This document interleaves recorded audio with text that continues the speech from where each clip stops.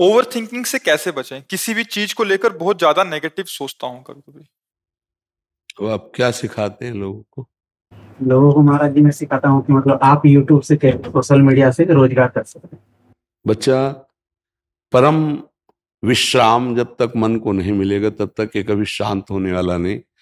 चाहे आप 100 करोड़ रुपया रोज कमाने लगे, 100 करोड़ रुपया रोज कमाने लगे, चाहे आप हजारों लाखों विषय भोग रोज भोगने लगे, तो भी आपकी ओवर थिंकिंग रुकने वाली नहीं।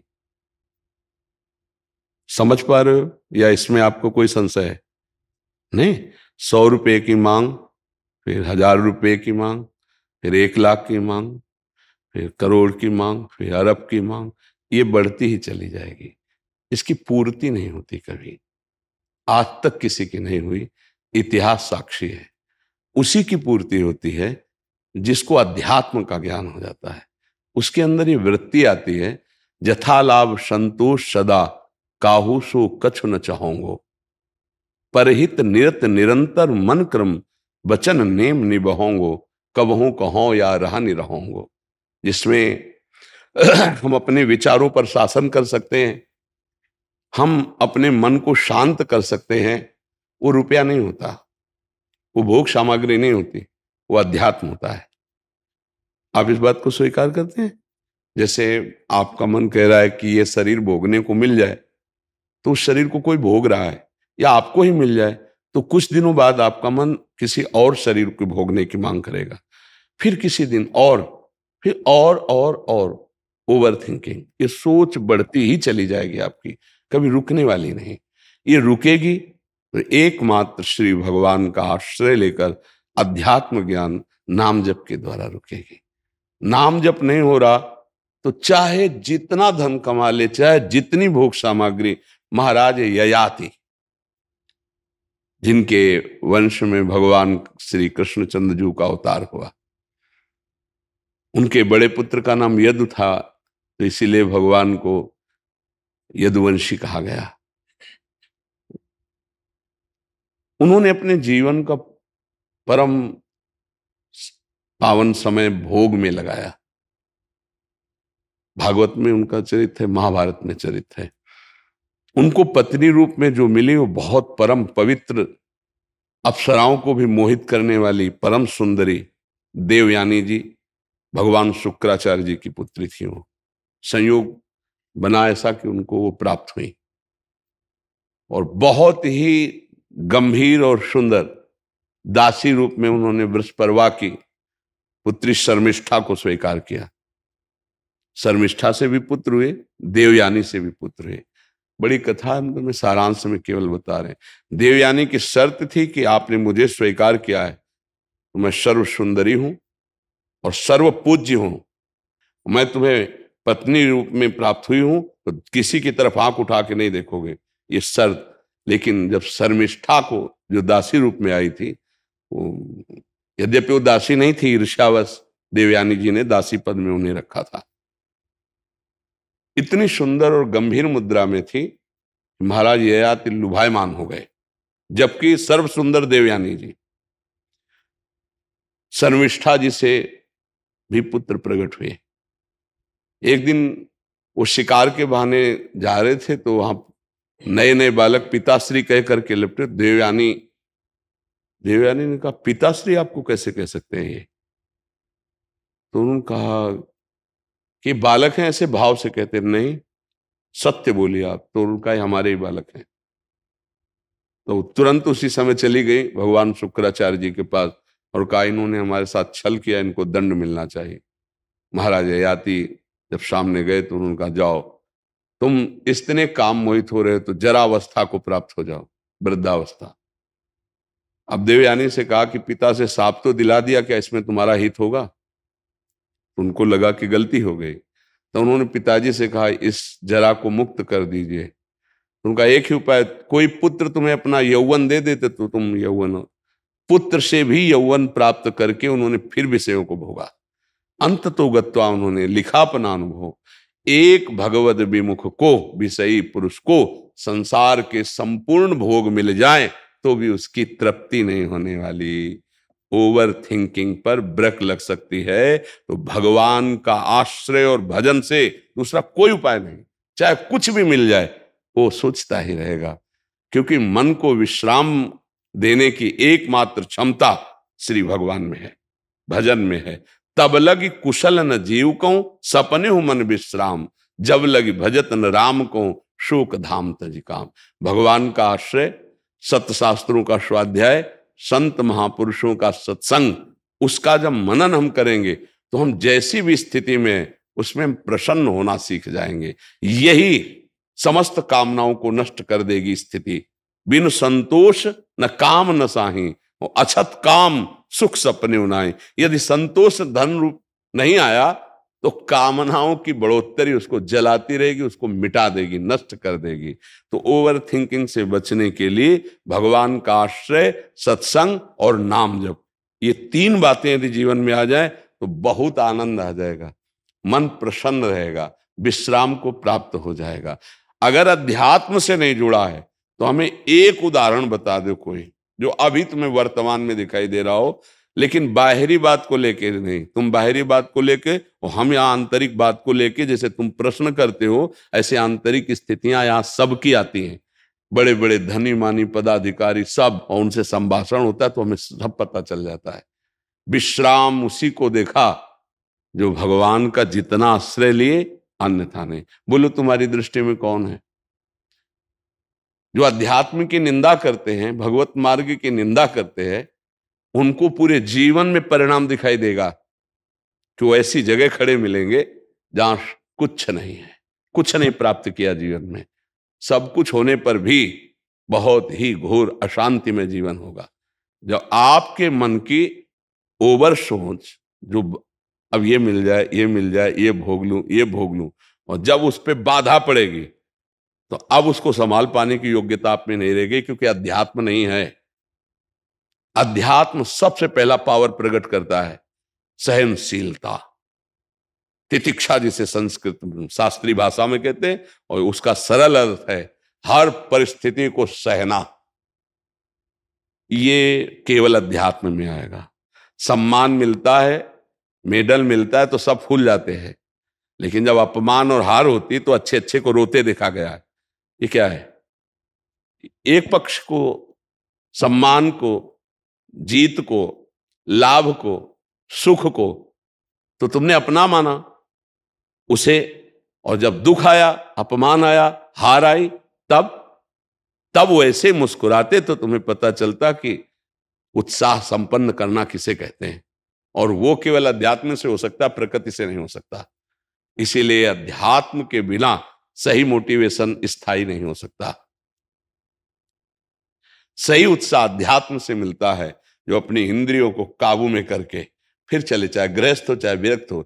इंद्रियां काबू में है, मन तुम्हारे अधीन है, तो विश्व में तुम हर समय विजयी रहोगे। कोई भी द्वंद्व तुम्हें, हार जीत, सुख दुख, लाभ हानि, ये परास्त नहीं कर पाएगा। देखो भगवान श्री कृष्ण जैसा कोई मोटिवेशन करने वाला होगा क्या?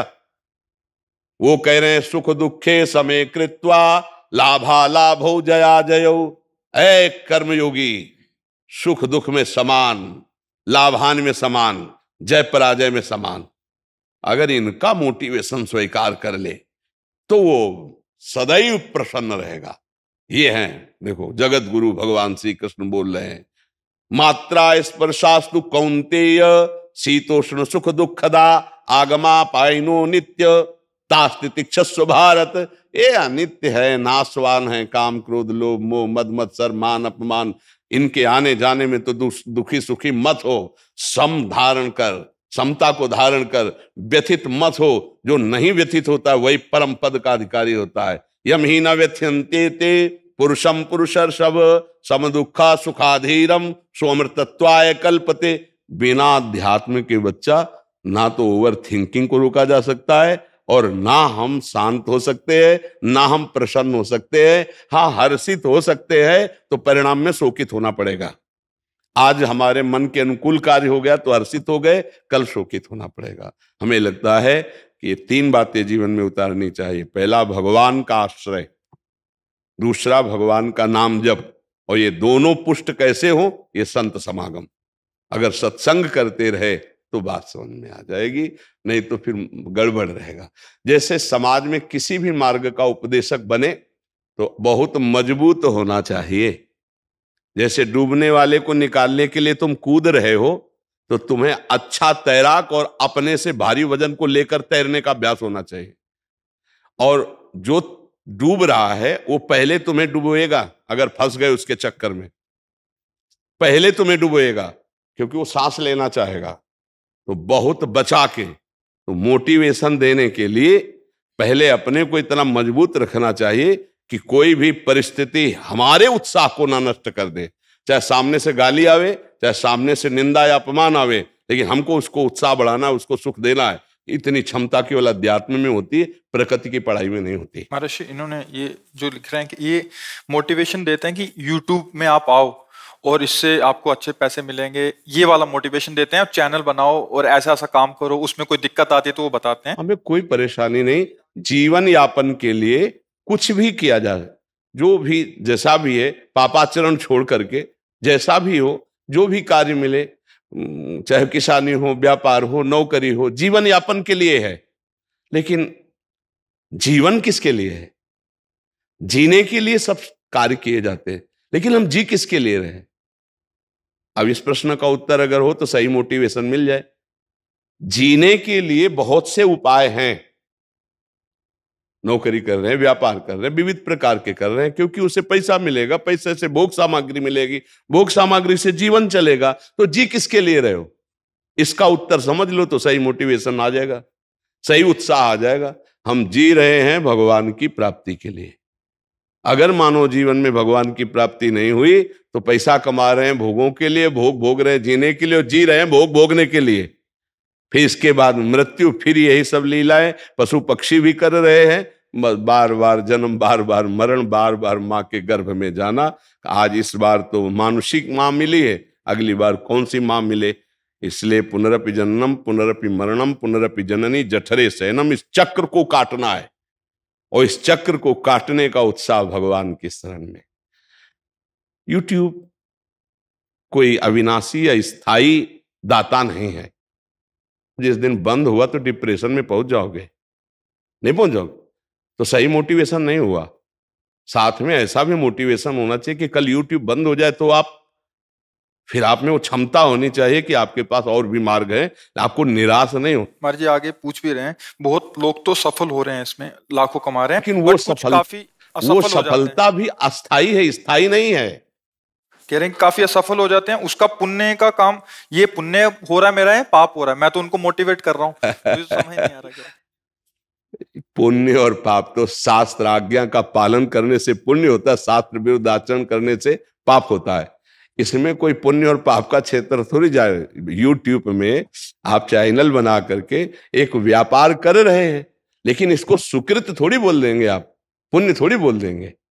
मान लो खेती हो रही तो कोई पुण्य थोड़ी हो रहा है। खेती से जो अन्न पैदा हुआ मेहनत से, वो जो आप दूसरे को पवा रहे हो, जिससे कोई संबंध नहीं है, भूखा है, अब ये पुण्य बात हुई।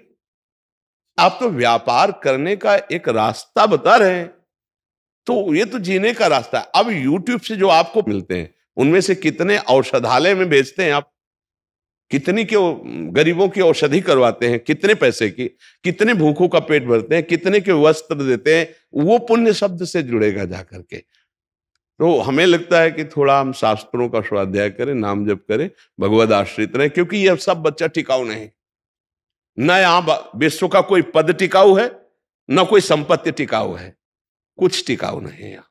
यहां परिवर्तनशील नाशवान है।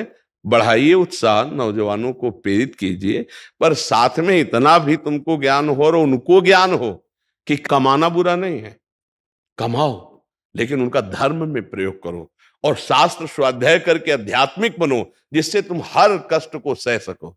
हाँ, एक बार चक्रवर्ती सम्राट पद पर हस्तिनापुर के राजा बने युधिष्ठिर जी।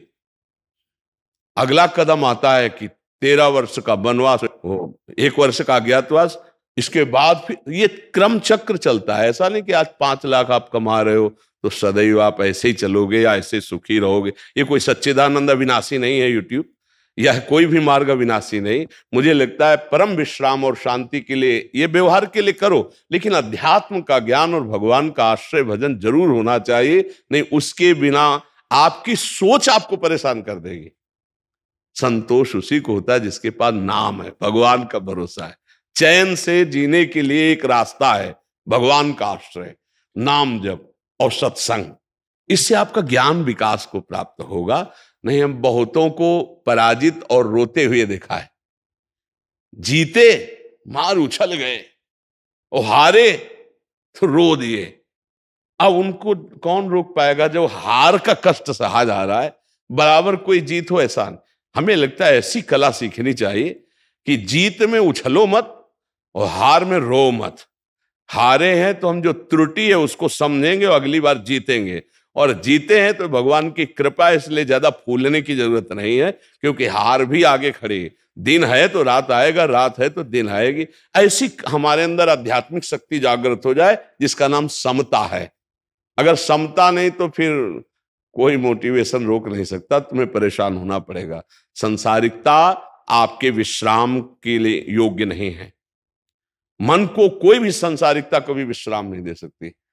महाराज पुररवा को उर्वशी जी मिली थी, फिर भी उनकी तृप्ति नहीं हुई थी। उनकी जो दशा वर्णन की गई, वो पागल से घूम रहे थे। बाद में भगवान की कृपा से उनकी फिर बुद्धि शुद्ध हुई। महाराज पुररवा ये बहुत बड़े चक्रवर्ती सम्राट थे, उन्होंने अपने अनुभव लिखे। चाहे जितना सुख प्राप्त हो, भगवान से विमुख जीव को कभी शांति नहीं मिल सकती, कभी विश्राम नहीं मिल सकता। इसलिए नाम जप करो, सत्संग करो और शास्त्रों का स्वाध्याय करो। एक अध्याय चाहे पढ़ो, भागवत पढ़ा करो, हिंदी से ही पढ़ा करो, ठीक है। हाँ, और सबको उत्साह बढ़ाओ। अगर ये उत्साह में इतना हमारी प्रार्थना हो जाए, आपकी कोई बात सुन रहा हो और आप 5 मिनट राधा राधा जपवा लो तो बहुत बढ़िया रहेगा। 5 मिनट भाई हमारे पास आए तो असलियत वाली बात है। 5 मिनट अगर नाम जपना शुरू होगा तो उसका जीवन मंगल में हो जाएगा। हमें विश्वास है कि हमारे प्रभु का नाम भाव कुभाव अनखाल सहु, नाम जपत मंगल दिस दसहु। हमने एक बार प्रार्थना की थी, 24 घंटे में 24 मिनट मेरी बात मान लो। 24 मिनट अगर तुम भगवान की आराधना करोगे तो 84 लाख योनियों से मुक्त होने की सामर्थ्य तुम में आ जाएगी। जैसे लोग मनोरंजन के लिए समय देते हैं, तो 24 मिनट बाबा जी को समय दे दो। हमको रुपया पैसा ये मांग तो नहीं है, यही मांग है कि गंदे आचरण छोड़ो, 24 मिनट भजन करने लगो। हमारे भगवान बड़े कृपाल हैं। 24 मिनट शुरू करोगे तो 24 घंटा में ना जाना, तुम्हें बताना ऐसा स्वाद लगेगा कि 24 घंटा और जिसका भजन होने लगा वो मुक्त हो गया। भजन करने वाला ही भव समुद्र से मुक्त हो सकता है, दूसरा कोई उपाय नहीं। तो एक दिन जाना है यहां से, 5 अरब बैंक में है तो 5 पैसा लेके नहीं जाना है। बड़े दोस्त हैं तो कोई सहयोग ले करेगा, यमदूतों की पिटाई से आपको बचा ले, इतना कोई अंगरक्षक पैदा नहीं हुआ।